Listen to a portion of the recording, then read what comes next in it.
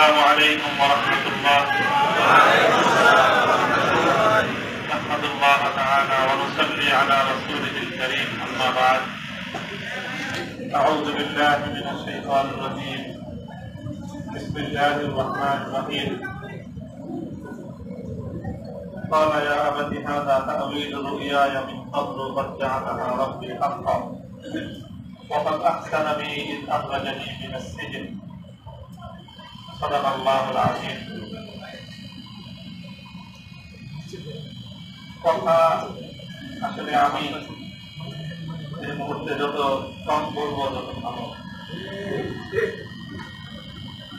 আমার মহিবীর এবং যারা আমার এই দীর্ঘ 3 বছরের কারা যন্ত্রণা, কারা ভোগ, এই দুঃখ দুর্দশার যাতাকল থেকে মুক্ত করার জন্য অহর্নিশ ছুটেছেন, তারা তাদের সাধ্যের সবটুকু ব্যয় করেছেন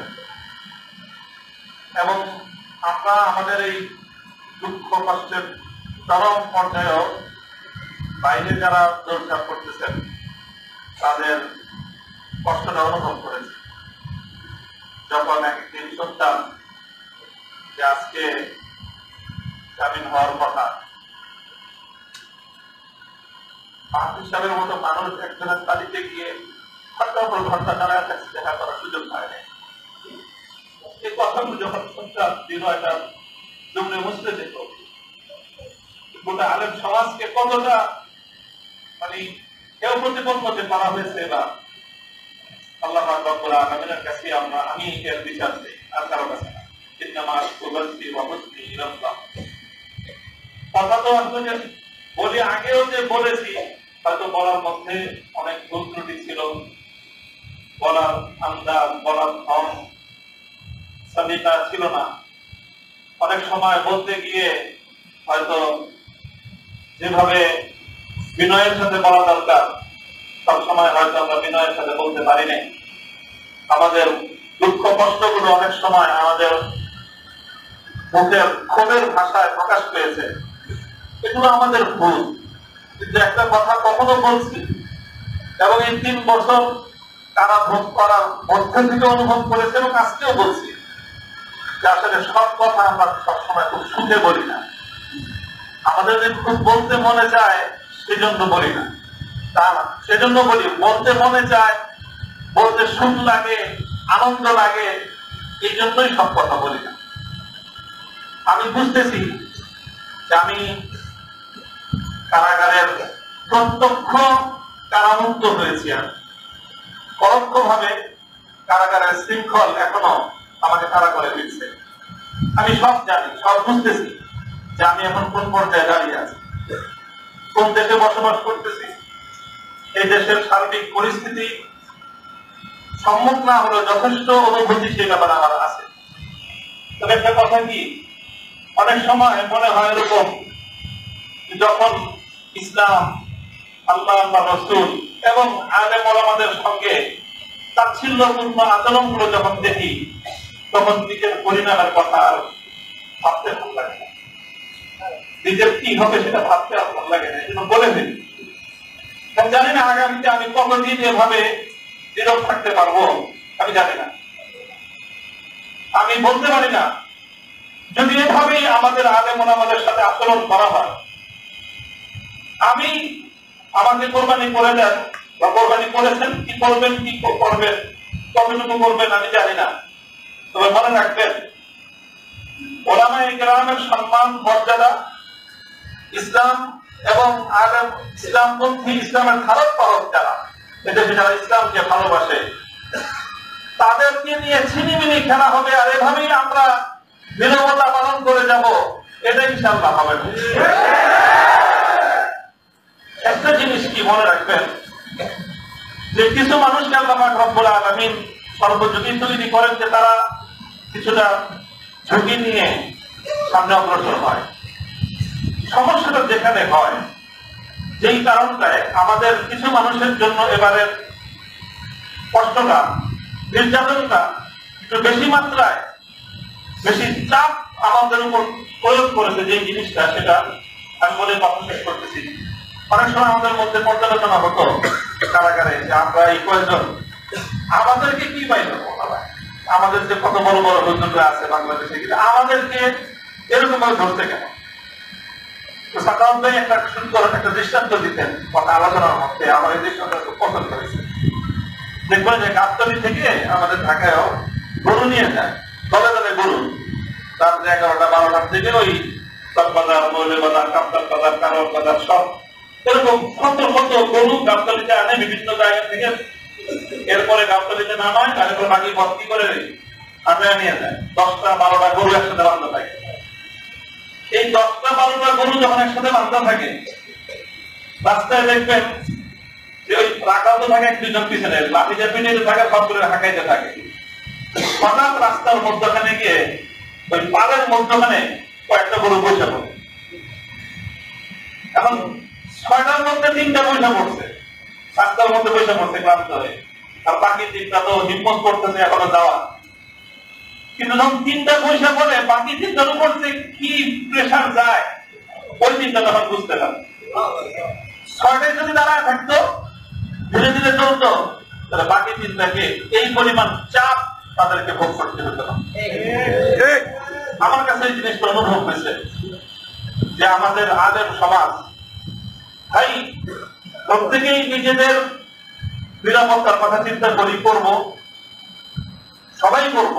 নিরাপত্তার কথা আমি চিন্তা করি না তা না, আমিও যদি আগে থেকে বুঝতে পারতাম যে আমাকে এরকম ভাবে তারা চাপে ফেলবে, হয়তো আমি আরো আগে আরো ভয় পেতাম। আমি যে ভয় পেয়ে নেই তা না, আমি যে 3 বছরের এই কষ্ট, এই কষ্টের যে আমি একদম খুব মানে সাহসের সাথে মোকাবেলা করেছি সেই কথা আমি বলবো না, সে কথা বলার অবকাশ নাই। তবে একটা কথা এটা মনে রাখবেন যে এই বাড়তি প্রেশারের কারণ হলো আমাদের মধ্যকার ওই যে 3 জন বসে পড়ছে রাস্তায়, এই জন্য বাকি যে 3 জন দাঁড়ায় আছে, ওই 3 জনের উপর তাদের 3 জনের খরচ পড়ছে, যেই 3 জন বসে পড়ছে ওই 3 জনের খরচ পড়ছে, বাকি সবগুলোর খরচ পড়ছে, ওরা সব বসে পড়ছে, তুই দাঁড়ালি চেষ্টা। এটা হলো সমস্যা। যারা অন্তত আগামী দিনে যে কোনো ভাবে জাতীয় নেতৃত্বের সামনের সারিতে আসবেন, যেভাবেই আসেন, নেতৃত্বের সারিতে আসার অর্থ এটা নয় যে আপনি হেফাজতে ইসলামের আমির হইতে হবে, মহাসচিব হইতে হবে, তা না, অথবা আপনাকে কোন সংগঠনের আমির মহাসচিব হইতে হবে, তাও না।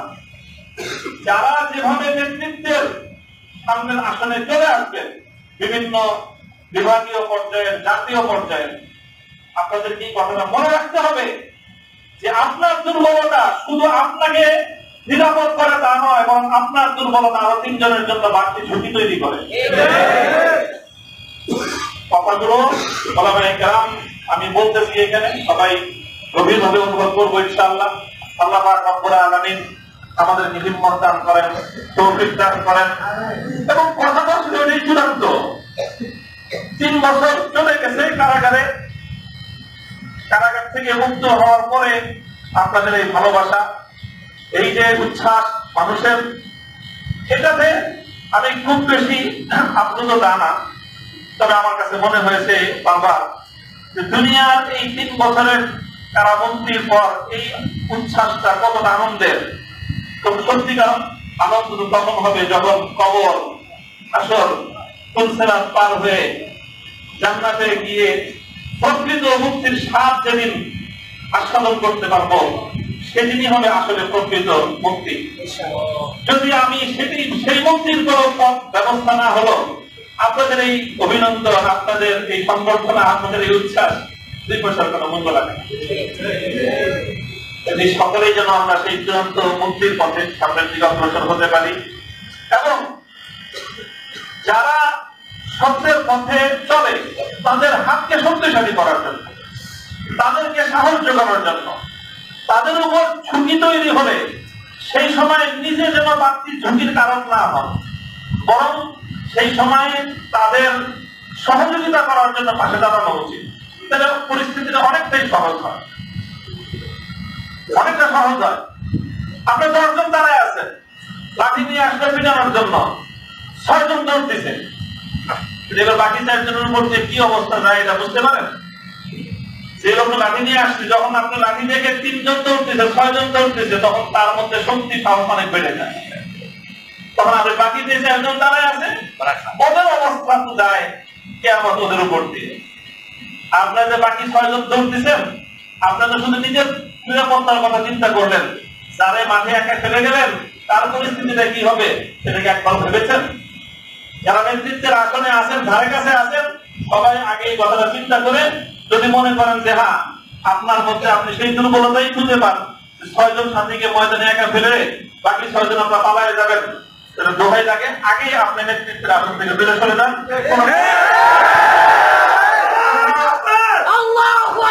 কোথাও অনেক দিনের ক্ষেত্রে অনেক রাস্তা আছে, আপনি ইসলাম নফসের জন্য খানকা করেন, আমরা ইনশাআল্লাহ আপনাদেরকে বায়াত করে দেব।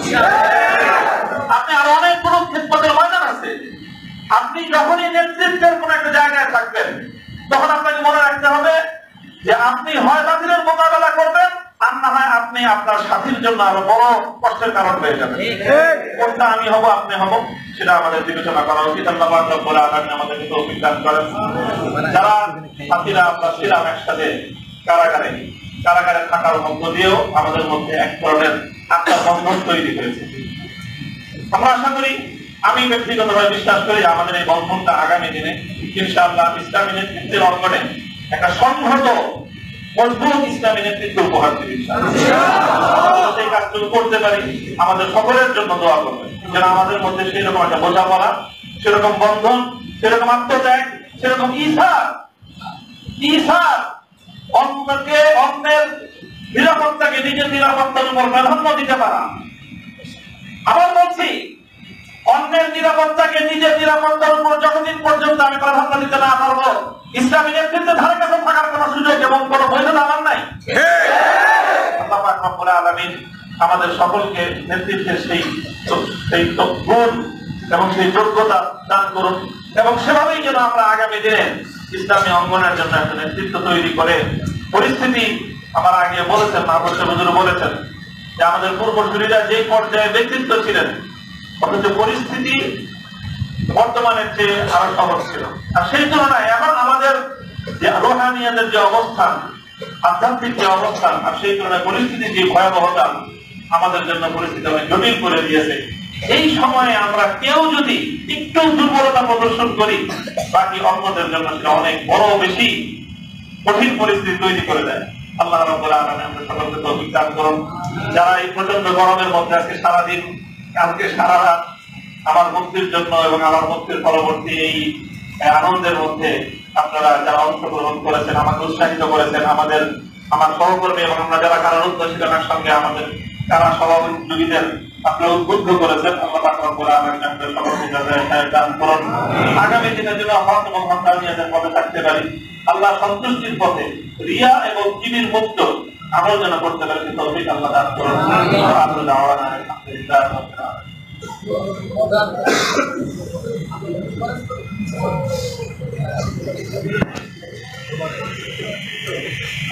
اللهم صل على محمد وعلى آل محمد كما صليت على إبراهيم وعلى آل إبراهيم إنك حميد مجيد. اللهم صل على محمد النبي وعلى آله وسلم تسليما. ربنا آتنا في الدنيا حسنة وفي الآخرة حسنة وقنا عذاب النار.